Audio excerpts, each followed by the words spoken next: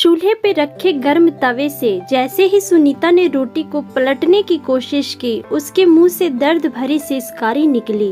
उंगलियां रोटी के बजाय तवे से छू गई थी।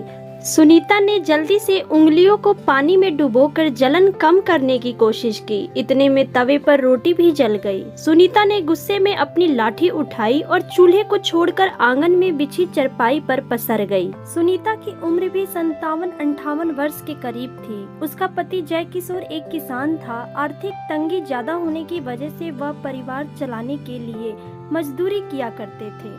दुर्भाग्यवश 10 साल पहले मिट्टी से भरी ट्रॉली में दबने से जय किशोर की मौत हो गई थी। अब घर की जिम्मेदारी 21 बरस के बेटे मोहित पर आ गई। 1.25 एकड़ जमीन और मजदूरी करके माँ और 4 बहनों का भरण पोषण किया।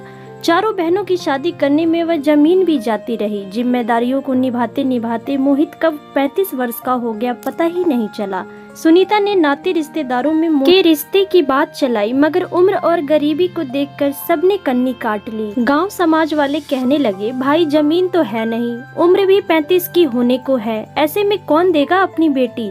सुनीता को आंखों से दिखना कम हो गया था और हाथ पैर भी कब तक साथ देंगे। सुनीता अपनी उंगलियों के पारों को सहलाते हुए फिर से उठी और लाठी के सहारे चलकर चूल्हे के पास बैठ गई। वह बड़बड़ाई, कम बखत मौत भी तो नहीं आती, रोज रोज मरने से अच्छा है एक ही दिन मर जाऊं। चूल्हे के पास बिछे पटरे पर बैठकर तवे से जली रोटी हटाई, फिर से रोटियां बनाने लगी। भगवान भी क्यों बुलाएगा, उसने तो सारे दुख मेरे ही किस्मत में लिख दिए हैं, मत बुला। सुनीता ने रोटियां बनाकर कपड़े में लपेट कर रख दी, हरी मिर्च निकाली और लहसुन नमक पानी डालकर चटनी पीस कर रख दी। फिर खाट पर लेट गई। मोहित कंधे पर फावड़ा लिए घर पहुंचा। सुनीता अभी किस्मत को कोस ही रही थी कि मोहित मुस्कुराकर माँ के पास पहुंचा। क्या अम्मा, आज भी भगवान जी से शिकायत कर रही हो? हाँ, कर रही हूँ शिकायत। मोहित समझ गया, माँ की उंगलियों के पारों में छाले उभर आए थे। देखकर मोहित दुखी हो गया, कहने लगा, माँ कितनी बार कहा है रोटियां मैं बना दिया करूँगा, कितना वक्त लगता है, थोड़ी सी रोटी में जला ली ना अपनी उंगलियां। सुनीता सुबकने लगी। माँ को दुखी देखकर मैं भी रोने लगा। मोहित बोला, अम्मा गलती भगवान की नहीं, मैं ही नालायक निकला, कोई मेरे रिश्ते के लिए तैयार ही नहीं। आज अगर कोई रोटी बनाने वाली होती तो तुम्हें हाथ नहीं जलाने पड़ते। मेरा बुढ़ापा तो तेरे सहारे कट जाएगा, 2-4 साल में मैं मर जाऊंगी, पर तेरा सहारा कौन बनेगा बेटा। मोहित ने रोटियां और चटनी की कटोरी उठाई और खाट के पास बैठकर अम्मा को खिलाने लगा। बीच बीच में एक हाथ से अम्मा को पानी भी पिला देता। बेटे के हाथ से रोटियां खाकर सुनीता अपना सारा दुख भूल गई और हंसते हुए बोली, मेरे मोहित जैसा औलाद तो किस्मत वालों को ही मिलता है। चटनी रोटी खाकर मोहित फावड़ा लेकर निकल गया। सुनीता ने रोज की तरह अपनी लाठी उठाई और घर से बाहर निकली। कुछ दूरी पर बबूल का बड़ा सा पेड़ था। वहाँ पर पेड़ के नीचे औरतें घर के काम से फ्री होकर टाइम पास और हंसी मजाक के लिए जमा हो जाती। उनका रोज का काम कांटेदार पेड़ के नीचे जुगल पुराण को ताजा करना था। सुनीता को देखते ही 2 औरतों ने आगे बढ़कर सुनीता को सहारा दिया और खाट पर बिठाया और उसको सम्मान देने के लिए सभी ने उसके पैर छुए। उनमें से एक बोली, माँ जी मोहित चला गया क्या? हाँ, रोटी खाने आया था, खाकर चला गया। दूसरी बोली, और क्या, कोई होती तो रुकता भी, माँ जी के बाहर जाने का इंतजार करता। सभी औरतें खिलखिलाकर हंस पड़ी। सुनीता ने बुरा नहीं माना, वो जानती थी जैसी भी हैं औरतें खराब नहीं हैं, साफ दिल की हैं, तभी तो उस जैसी गरीब बेबस को इज्जत देती हैं। औरतों ने सुनीता को चुप देखकर बात शुरू की, माँ जी रोटी बेलने वाली चाहिए एक, किसी रिश्तेदार से कहिए रिश्ते के लिए, कोई गरीब की ही हो। सबसे बोल लिया। सुनीता ने बात अधूरी छोड़ दी। माँ जी आपका बेटा श्रवण कुमार है, इतनी उम्र हो गई, कभी किसी की बहू बेटी को नजर उठा कर नहीं देखा। अपने मोहल्ले में उस रामवती के छोरे सतीश को ही देखो, कई बार तो मोहल्लों वालों से ही पिट चुका है। 49 बरस का है, अपनी जात वालों ने नहीं दी तो कुजात वाली को ही ले आया। सुना है अच्छी खासी कीमत देकर खरीदी है, बड़ी उम्र की लगती है, बाप ने ही बेच दी। तुमने कब देखी? कुएं से पानी भरने गई थी, रास्ते में देखा तो ढोल बजवाते हुए घर ले जा रहा था। हरि ने ही तो जुगाड़ किया है। सतीश के लिए। चलो राम मिलाए जोड़ी बन गई। सभी खिलखिलाकर हंसने लगे। औरतों की बात शरारती होने लगी थी। सुनीता उठकर लाठी टेकते हुए घर आ गई। मन में बेचैनी हो रही थी। कुछ सोच विचार करने के बाद वह घर की कच्ची कोठरी में घुसी और खुरपी से एक कोने को खोदने लगी। करीब 1.5 हाथ नीचे गड्ढे से एक पोटली निकाली और गड्ढा भर दिया। पोटली को छप्पर में खोसकर वह खटिया पर लेट गई। मोहित का काम से लौटकर आने का वक्त हो चुका था, मगर सुनीता ने रात की रोटियां नहीं बनाई। मोहित पहुंचा, फावड़ा कोने में रखा और चूल्हे को उदास देखकर बोला, अम्मा आज रोटी नहीं बनाई क्या? सुनीता उठी और वह पोटली लाकर मोहित के हाथ में थमा दी।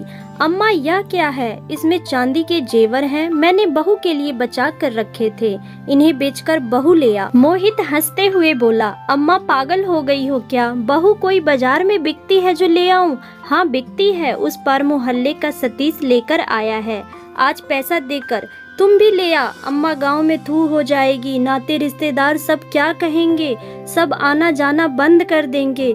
क्यों होगी थू थू? इतनी ही चिंता है नाते रिश्तेदारों को तो क्यों नहीं करा देते तुम्हारा ब्याह? किसी ने पूछा है आज तक तुझसे? मरते मरते उंगलियां जलाऊं मैं, जीते जी सुख नहीं देखा, बिना पोता पोती के मुंह देखे मारना चाहता है। सुनीता फफक फफक कर रो पड़ी। अम्मा के आंसू मोहित से नहीं देखे गए। रुआसी आवाज में बोला, अम्मा रो मत, तू जैसा कहेगी वैसा ही करूँगा, तेरे सिवाय मेरा है ही कौन दुनिया में, अब चुप हो। मोहित की बात सुनकर सुनीता के आंसू थम गए। वह ऐसे खुश हुई जैसे बेटे की सगाई पक्की हो गई हो, जैसे बहू आने ही वाली है। सुनीता की खुशियों के पंख लग गए। पूरी उमंग के साथ उठी और झटपट खाना बनाया। सुबह होते ही मोहित साइकिल लेकर बाजार गया। वापस लौटकर उसने माँ के हाथ पर 12,000 रुपए रख दी। सुनीता ने पूछा, बस इतने हैं? अम्मा चांदी का भाव ही क्या है, सुनार ने काट कर इतने ही दिए, इतने में बहू कैसे आएगी? मैं क्या जानूं, तुमने कहा तो बेच आया, अब मैं नहीं जानता।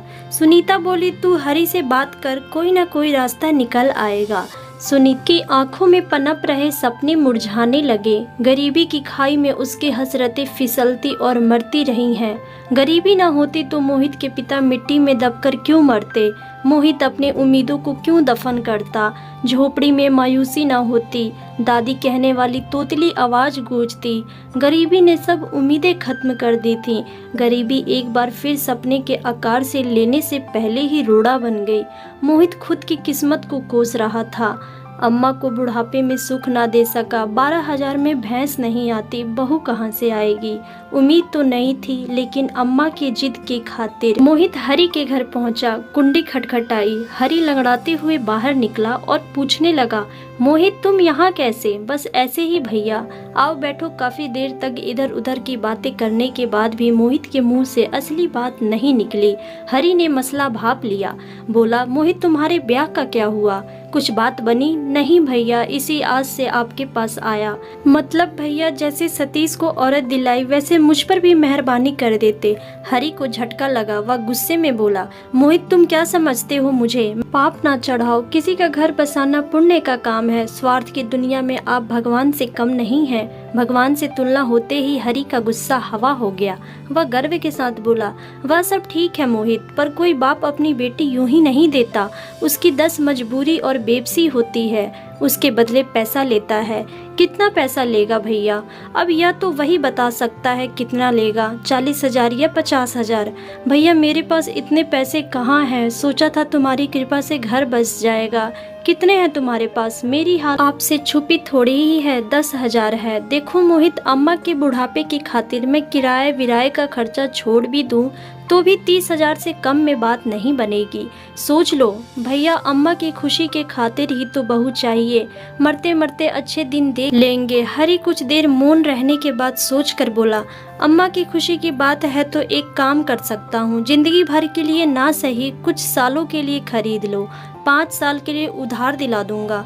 अम्मा इससे ज्यादा जिएगी। मोहित को झटका लगा। कुछ साल के लिए? मैं तो जीवन भर किसी की बेटी को सम्मानपूर्ण जीवन देना चाहता हूँ।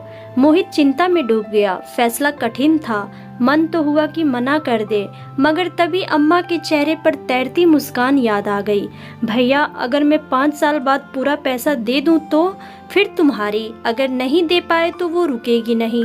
सोच ले। ठीक है भैया, पर अम्मा को मत बताना कि सिर्फ 5 साल के लिए है, दुखी हो जाएगी। बात पक्की हो गई। दूसरे दिन मोहित ने 10,000 हरी को दिए और हरी वादे के मुताबिक 10 दिन बाद 30 से 32 साल की औरत अपने घर ले आया। खबर पाकर मोहित अम्मा के साथ हरी के घर पहुंचा। हाव भाव से मजबूर और सहमी सी नजर आती थी। नाम था बबीता। अम्मा तो देखते ही निहाल हो गई। खूब प्यार किया। उसी शाम बढ़िया साड़ी, शॉल, सैंडल और सजने संवरने की चीजों का बॉक्स लेकर दे दी। मोहित दूल्हा बना और गाने बजाने के साथ बबीता को दुल्हन बनाकर अपने घर ले आया। गांव में हल्ला मच गया और थू थू होने लगी। यहाँ तक कि मोहित के गांव में बहिष्कार की ही बातें होने लगी। सबने मोहित को कोसना शुरू कर दिया। पास पड़ोस के लोगों ने तो रिश्ता खत्म कर लिया, परंतु अम्मा के घर बरसों बाद खुशियां आई थीं। उसके पैर जमीन पर नहीं पड़ते थे। सबसे बेखबर अम्मा की खुशी का ठिकाना नहीं था। दूसरे ही दिन से बबीता ने चौका चूल्हा संभाल लिया। जितना सोचा था बबीता उससे भी ज्यादा अच्छी निकली। पानी भरकर लाती, कपड़े धोती और यहाँ तक कि सोने से पहले अम्मा के पैर दबाती। बबीता ने पूरे घर को बहुत अच्छे से व्यवस्थित कर दिया। बबीता के आने से घर स्वर्ग बन गया था। कुल मिलाकर हर तरीके से बबीता सुशील धर्म पत्नी साबित हुई। वक्त पंख लगाकर उड़ने लगा। 1.5 वर्ष बाद बबीता ने बेटे को जन्म दिया। मोहित की सूनी जिंदगी में बहार आ गई और अम्मा को खिलौना मिल गया था। अब तो अम्मा की रंगत ही बदल गई। दिन भर पोते के साथ खेलती और हंसते हुए कहती, अब तो इसका ब्याह देख कर ही मरूंगी। दुखों के सागर में सुखों का टापू मिल गया। मोहित मजदूरी से फुर्सत मिलते ही घर पहुंचता। बबीता कंधे से फावड़ा लेकर रख देती, पानी देती, प्यार से खाना खिलाती। मोहित बुरे दिन भूल गया। बबीता बोलती, कम थी बच्ची के उछल कूद ने घर की खुशियों को आंगन बना दिया था। घर में प्यार और सुख की महक बस गई। देखते ही देखते 4 साल बीत गए। बबीता से बिछड़ने का साल शुरू हो गया। मोहित उदास रहने लगा। खूब मेहनत करने के बाद भी वह चंद 1000 रुपए नहीं जुटा सका। एक एक दिन बीत रहा था। मजदूरी से जो मिलता वह 4 सदस्यों का पेट पालने में ही खत्म हो जाता था। जैसे जैसे वक्त बीत रहा था, मोहित की बेचैनी भी बढ़ रही थी। गांव भर में काम तलाश करता रहता। जी तोड़ मेहनत के कारण सूख कर काटा हो गया। शरीर जवाब दे रहा था। बीमार हुआ मगर काम पर जाता रहा। 11 महीने बीत गए। 1 महीना ही बचा था। एक दिन अचानक आकर हरी सामने खड़ा हो गया और धमकी भरे अंदाज में बोला, मोहित 2 महीने बचे हैं, पैसे देते हो या? मोहित ने फावड़ा तान दिया और गुस्से में बिफर कर बोला, खबरदार जो ऐसी बात की। बबीता मेरी जिंदगी है, मेरी सांस है, कोई अलग नहीं कर सकता। आइंदा ऐसी बात न करना। हरी तो घुटा हुआ शातिर था। वह कमजोर की नब्ज दबाना जानता था। गुस्से से बोला, मोहित औकात में रहना, तुम जैसे 4 पति खड़े हो जाएंगे बबीता के। उसके पिता और पूरी बीड़ियों की बिरादरी हंगामा कर देगी। जेल हो जाएगी तुम्हें। बीबी के चक्कर में अपने बेटों को भी खो दोगे। अम्मा जीते जी मर जाएगी। मोहित उल्टे पांव घर की ओर लौटा और रुपयों का बक्सा खोलकर रुपए गिने तो बहुत कम थे। हरी अब 30,000 मांगने लगा था। मोहित फूट फूट कर रोने लगा। आवाज सुनकर अम्मा और बबीता दौड़ी आई। पूछने लगी, क्या हुआ मोहित? मोहित रोए जा रहा था। बबीता एक तरफ खड़ी सब देख रही थी, हमेशा की तरह खामोश, चिंतित और सहमी हुई। बबीता ने मोहित के चेहरे पर उभरे हुए दर्द को महसूस कर लिया। मोहित ने बबीता की भीगी हुई आंखों को देखा। अम्मा माजरा समझ ना पाई। दुख और बेचैनी में सुबह से शाम हो गई। उम्मीद की कोई किरण नजर नहीं आई। मोहित रोते रोते सो गया। अचानक आधी रात में सोते सोते मोहित चीखने लगा, रुक जाओ, मेरी बबीता को मत लेकर जाओ, मैं इसके बिना जिंदा नहीं रह सकता। हड़बड़ा कर बबीता उठी। अम्मा दौड़ी आई। बच्चा सहम गया। अम्मा बोली, क्या हुआ बहू, यह चीखने क्यों लगा? बबीता हमेशा की तरह खामोश, बेचैन और चिंतित। अम्मा इन सब बातों से अनजान थी, नहीं समझ सकी। अब सिर्फ 2 दिन बाकी थे। मोहित ने किस्मत के आगे हार मान ली। उसकी हालात पागलों जैसी हो गई। बस एकटक से अपनी बबीता को घूरता रहता। बबीता मोहित से नजरें चुराकर खुद को व्यस्त रखती। बिछड़ने की बेला आ पहुंची। आज आखिरी शाम थी। मोहित ने 3 दिन से मुंह में निवाला तक नहीं लिया था। बबीता ने अम्मा के काफी देर तक पैर दबाए। बेटे को सीने से लगाकर खूब प्यार किया। बेटे को अम्मा के पास लिटाकर मोहित के पास पहुंची और मोहित के सीने से लग गई। दोनों के आंसू रुकने के नाम नहीं ले रहे थे। बबीता पहली दफ़ा फूट पड़ी। मुझे बचा लीजिए, मैं तुम्हें छोड़कर जाना नहीं चाहती। मुझे अपने बेटे और अम्मा से अलग मत होने दो। दोनों फूट फूट कर रोए। रोते रोते सुबह हो गई। पंछियों की मधुर आवाज़ फिजाओं में गूंजी। मोहित ने बबीता का हाथ पकड़कर कहा, तुम्हें मुझसे कोई अलग नहीं कर सकता, भगवान भी नहीं। इतना कहकर सुबह 4 बजे ही बाहर निकल गया। बबीता की हालत बिल्कुल ऐसी सुहागन की थी जिसे कुछ देर में विधवा का आभास हो चुका था। उसे एहसास था कि शाम को किसी भी वक्त उसकी विदाई हो जाएगी और उसे मोहित से अलग कर दिया जाएगा। दोपहर 2 बजे मोहित मिठाई के डिब्बे के साथ घर लौटा और खुश होता हुआ बोला, बबीता अब यह उदासी छोड़ो। अब कोई तुम्हें मुझसे मेरे बच्चे से अलग नहीं कर सकता। हरी के मुंह पर पूरी रकम मार कर आया हूँ। इतने पैसे? हाँ, अब कोई चिंता नहीं। खुद को 2 साल के लिए गिरवी रख दिया मैंने पहलवान गिरी के यहाँ। 34,000 में 2 साल मजदूरी करूँगा, मोहित ने खुश होते हुए बताया। बबीता सी हर गई।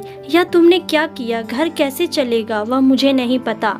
खुद को गिरवी रखने से ज्यादा कीमती मेरे लिए तुम हो। लेकिन रोटी रोजी का इंतजाम। लंबी खामोशी के बाद बबीता पहली बार चहकी, मुस्कुराई और मोहित के गले लग गई। बोली, तुमने मुझे नर्क में जाने से बचा लिया, मेरा आंचल खुशियों से भर दिया।